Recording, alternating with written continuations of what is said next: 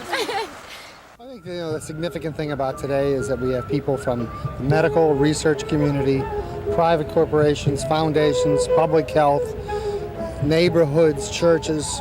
The theme from all walks of life really did take root, and the result has been a very interesting mix of men, women, young people, old people, not only from Massachusetts but from 5 other states as well. So we're thrilled.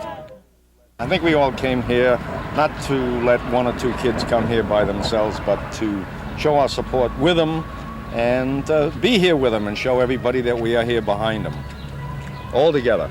I came here to celebrate. I woke up in the middle of the night, and honest to God, this sounds really corny, and I decided I should be here.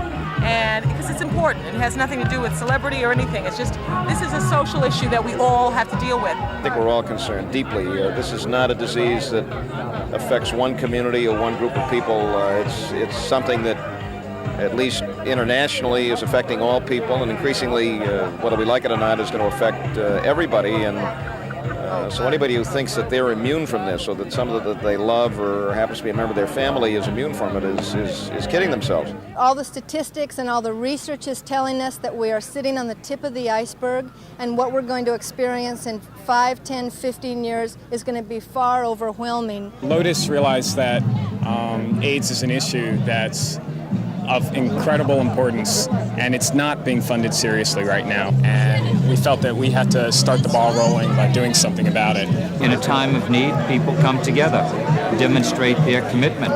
All walks of life clearly demonstrate that to everybody, that we can come together and we believe in helping people, we believe in the needs of people, and that's the reason why this is such a huge success. I think the organizers of this event should be congratulated, because they've done a remarkable job bringing people from all diversities and all backgrounds and all walks of life. We're walking because of Jimmy. Jimmy was my son, Jonathan's brother, who just died of AIDS 26 days ago, which was what he would have been 26 in August. And we're sort of carrying on for him. Being close to someone who is dying mirrors back what life is really all about. Being around people who are dying has made me live more fully. And there isn't one person in this society who couldn't benefit from living more fully.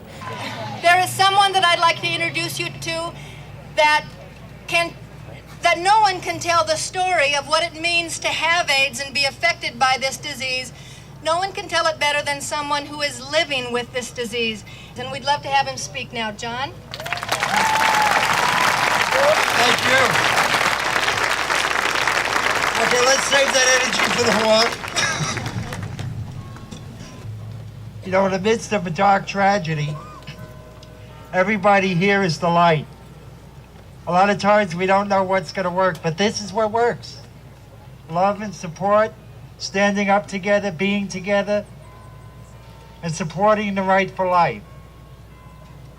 I love you all. Thank you very much for being here. People with AIDS and ARC are not dying of a disease, they're living with it. I know I am, and I know many people who are.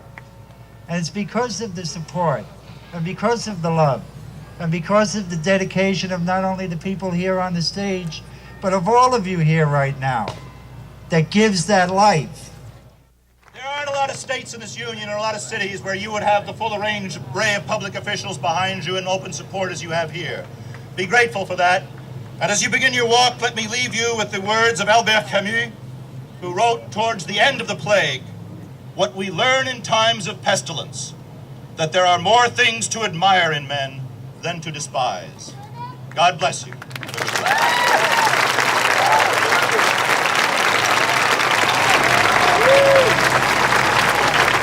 Thank you.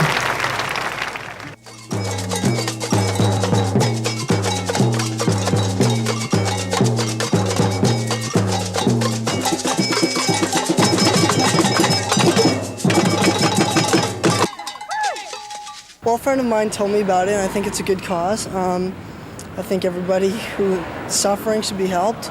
It's just one cause that's worth working for. Well, I was diagnosed about a year ago, and it's been a tremendous year. I think a case of realizing that it's not always sunshine and lollipops, but realizing that, well, like the Oriental symbol for crisis is the same as opportunity. And I think we're all realizing that, and realizing that it's really important to be involved in the solution, not just the problem.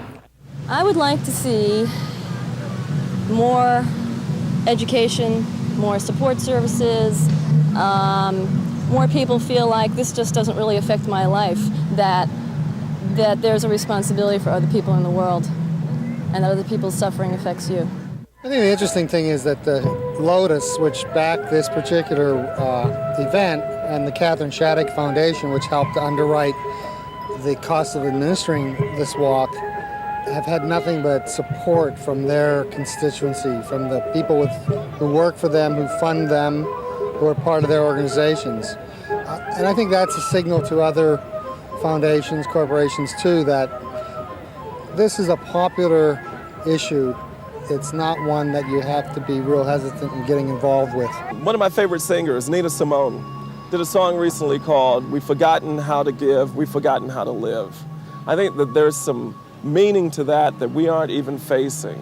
And I don't know if the cure is so much medical as it is, let's start giving. Let's start giving from one another so that we can begin to live again. If anybody has any question of what works, standing up together, supporting each other, giving each other our time, our money, and our love, and treating each other as one is going to work.